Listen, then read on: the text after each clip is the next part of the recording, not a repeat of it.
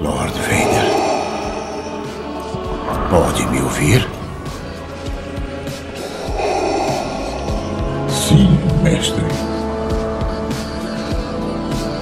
Onde está Padmé? Ela está a salvo.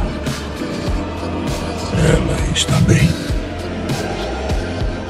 Parece que em seu ódio você a matou. Foi você mesmo que fez. Ela estava viva. Eu senti.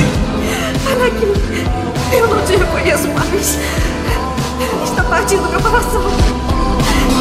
Está escolhendo um caminho por onde eu não posso ir. Por causa do Obi-Wan. Por causa do que você fez. Você fez ela ficar contra mim. Pare agora, volte pra mim. Eu te amo. Você não vai tirá-la de mim. O seu ódio e a sua ânsia de poder já fizeram isso. E agora? Você se tornou justamente o que havia jurado destruir.